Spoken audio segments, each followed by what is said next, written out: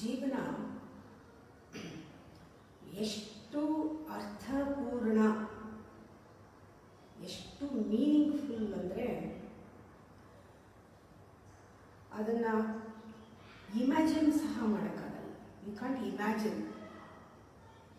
ಅದು ಇಮ್ಯಾಜಿನೇಷನ್ಗೂ ಮೀರಿದ್ದು.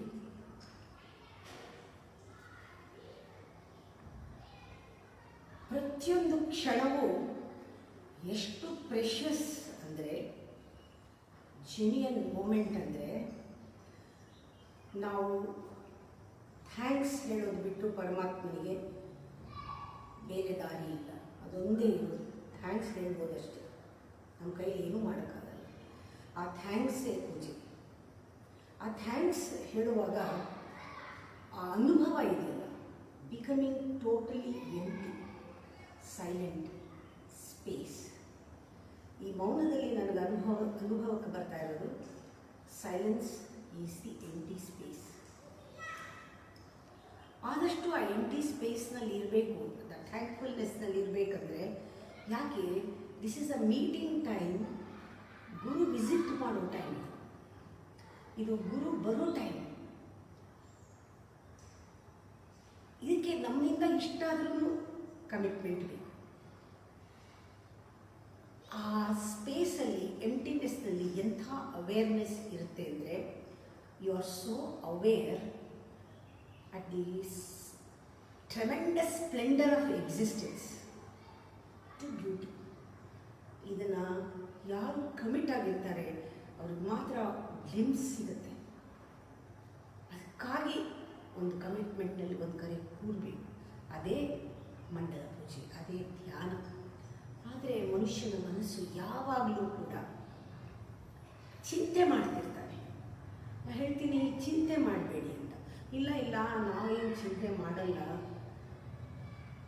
ಟೆನ್ಷನ್ ಮಾಡ್ಕೊಳ್ಳಲ್ಲ ಅಂತಾರೆ. ನೆಕ್ಸ್ಟ್ ಮೊಮೆಂಟು ನನ್ನ ಯೋಚನೆಗಳು ನಿಲ್ಲೋದೇ ಇಲ್ಲ ಅಂತಾರೆ. The continuous flow of thought is itself is worry. ಚಿಂತೆ ಅಂದರೆ ಏನು? ಸದಾ ನಿರಂತರ ಆಲೋಚನೆಯೇ ಚಿಂತೆ. ಇದು insane mind, not saintly mind. Insane mind ಇದು, ಇಲ್ ಹೆಲ್ದಿ ಮೈಂಡ್. ಯಾಕೆಂದರೆ ಮೈಂಡ್ಗೆ ಒಂದು ಫ್ಯಾಬ್ರಿಕೇಷನ್ ಮಾಡೋಕ್ಕೆ ಗೊತ್ತು. ಅದನ್ನು ನಿಲ್ಲಿಸೋಕ್ಕೆ ನಮ್ಗೆ ಈ ಥರ ಮೌನ ಕಮಿಟ್ಮೆಂಟ್ ಬೇಕಾಗೋದು. Mind can fabricate. ಈ ಫ್ಯಾಬ್ರಿಕೇಷನ್ ಅಂದರೆ ಆಸೆಗಳನ್ನು ಹೊಸೆಯುತ್ತೆ, ಹೆಣೆಯುತ್ತೆ. ಮನಸ್ಸು ಆಸೆಗಳನ್ನು ಹೆಣೆಯುತ್ತೆ, ಕಲ್ಪನೆಗಳನ್ನು ಕೆತ್ತತ್ತೆ, ಕನಸುಗಳನ್ನು ಕಟ್ಟತ್ತೆ ಒಂದು ಕಡೆ, ಬಿಡಿಸುತ್ತೆ ಒಂದು ಕಡೆ. ಕನಸು ಕಟ್ತಾ ಹೋಗುತ್ತೆ, ಕನಸು ಬಿಡ್ತಾ ಹೋಗುತ್ತೆ, ಬಿಚ್ತಾ ಹೋಗುತ್ತೆ. ಹಾಗೆ ಯೋಚನೆಗಳನ್ನು ಅದು ಬಿಡಿಬಿಡಿಯಾಗಿ ಬಿಡುತ್ತೆ. ಯೋಚನೆಗಳನ್ನು ಬಿತ್ತರಿಸುತ್ತೆ ನಮ್ಮ ಮನಸ್ಸು. ಫ್ಯಾಬ್ರಿಕೇಷನಲ್ಲಿ ಇಷ್ಟೆಲ್ಲ ಆಗ್ತಾ ಇರೋ ಮನಸ್ಸು ಹೇಗಿರುತ್ತೆ? ಕ್ಲೌಡೆಡ್, ಎಲ್ಲ ಮೋಡಗಳ ಥರ ತಲೆ ತುಂಬ ತುಂಬಿಕೊಂಡಿರುತ್ತೆ. ಇದು ಸೀಸ್ ಆಗೋವರೆಗೂ ಪರಮಾತ್ಮನ ಭೇಟಿ ಆಗೋಕ್ಕೆ ಸಾಧ್ಯ ಇಲ್ಲ, ಮೌನ ಆಗೋಕ್ಕೆ ಸಾಧ್ಯ ಇಲ್ಲ. ಇದು ಸೀಸ್ ಆಗತ್ತೆ. ಯಾಕೆ ಅಂದರೆ ಇದು ನ್ಯಾಚುರಲ್ ಅಲ್ಲ. ಇದು ನಾವೇ ಮಾಡ್ಕೊಂಡಿರೋದು, ನಾವೇ ಹಾಕ್ಕೊಂಡಿರೋದು, ಈ ಮೋಡ ನಾವೇ ಕಟ್ಕೊಂಡಿರೋದು. ಅದರಿಂದ ನಾವೇ ಕಮಿಟ್ಮೆಂಟ್ ತಗೊಂಡು ಒಂದು ಸ್ವಲ್ಪ ದಿನ ಮಂಡಲ ಅಂದರೆ ಏನು? ಇದು ಮಂಡಲ ಹಾಕ್ಕೊಂಡು ಇದರೊಳಗೆ ಕೂತ್ಕೋಬೇಕು ಅಲ್ಲ. ಮಂಡಲ ಪೂಜೆ ಅಂದರೆ have commitment for 48 days or 21 days or 9 days, 3 days, 3 hours. ಏನು ನಿಮ್ಮ ಯೋಗ್ಯತೆಗೆ ಒಂದು ಕಮಿಟ್ಮೆಂಟಲ್ಲಿ ಒಂದಿಷ್ಟು ಟೈಮು ಸ್ಪೇಸು ಕೊಟ್ಟು ಕೂತ್ಕೊಂಡ್ರೆ ಸಾಕು. ಆವಾಗ ನಿಮ್ಗೆ ಅರ್ಥ ಆಗುತ್ತೆ, ಕೂತ್ಕೋಬೇಕು. ಅದನ್ನು ಸೀಸ್ ಮಾಡಬಹುದು. ಯಾಕೆಂದರೆ ಅದು ನ್ಯಾಚುರಲ್ ಅಲ್ಲ, ಖಂಡಿತ ಅದು ನ್ಯಾಚುರಲ್ ಅಲ್ಲ. ಅದು ಹೋಗುತ್ತೆ. ಈ ಕಾಯಿಲೆ ಮನಸ್ಸಿಗೆ ಬಂದ್ಬಿಟ್ಟಿದೆ, ಇಲ್ ಹೆಲ್ದಿ ಮೈಂಡ್. ಈ ಇಲ್ ಹೆಲ್ದಿ ಮೈಂಡ್ ಯಾಕೆ ಅಂದರೆ, ಇದು ಜನ್ಮ ಜನ್ಮಾಂತರದಿಂದ ಅದನ್ನೇ ಕಲ್ತ್ಕೊಂಡು ಬಂದಿರೋದು. ಅದೇ ಕಲ್ತಿರೋದು. ಸ್ಕೂಲ್ನಲ್ಲೂ ಅದೇ ಕಲ್ತ್ವಿ, ಕಾಲೇಜಲ್ಲೂ ಅದೇ ಕಲ್ತ್ವಿ, ಯೂನಿವರ್ಸಿಟಿನಲ್ಲೂ ಅದೇ ಕಲ್ತ್ವಿ, ಮನೆಯಲ್ಲೂ ಅದೇ ಕಲ್ತ್ವಿ, ಸಮಾಜದಲ್ಲೂ ಅದೇ ಕಲ್ತ್ವಿ, ಎಲ್ಲರ ಜೊತೆಲೂ ಕಲ್ತ್ವಿ. ಎಲ್ಲರೂ ನಮ್ಗೆ ಹೇಳ್ಕೊಟ್ಟಿರೋದೇನು?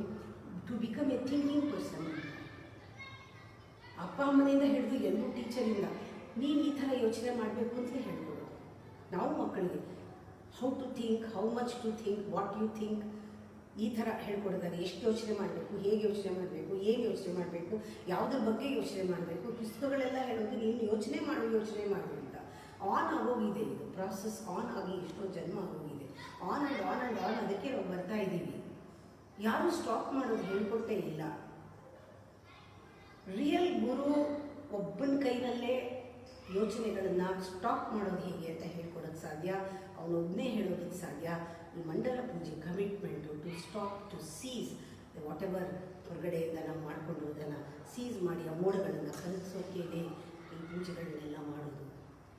ಸೀಸ್ ಮಾಡೋದು ಅಂದರೆ ಗುರು ಹೇಳ್ಕೊಡ್ತಾನೆ ಆಫ್ ಮಾಡೋಕ್ಕೆ, ಯಾವಾಗ ಬೇಕೋ ಆವಾಗ ಆನ್ ಮಾಡೋಕ್ಕೆ, ಯಾವಾಗ ಬೇಕೋ ಆಫ್ ಮಾಡೋಕ್ಕೆ. ಈ ಟೆಕ್ನಿಕ್ ಗುರುವಿಂದ ಮಾತ್ರ ಗೊತ್ತಾಗುತ್ತೆ. Make use of the techniques. On and of ಹೇಗೆ ಮಾಡೋದು, ಮನಸ್ಸನ್ನು ಬೇಕಾದ ಕಡೆ ಉಪಯೋಗಿಸ್ಕೊಂಡು, ಬೇಕಾದೇ ಇದ್ದಾಗ ಆಫ್ ಮಾಡೋದು. ಯಾಕೆಂದರೆ ಅದು ನಮ್ಮ ಕೈಲಿರುವಂಥ ಒಂದು ಇನ್ಸ್ಟ್ರೂಮೆಂಟ್. ಅದಕ್ಕೆ ನಾವು ಆಳಲ್ಪಡಬಾರ್ದು. ಇದೇ ಈ ಕಮಿಟ್ಮೆಂಟ್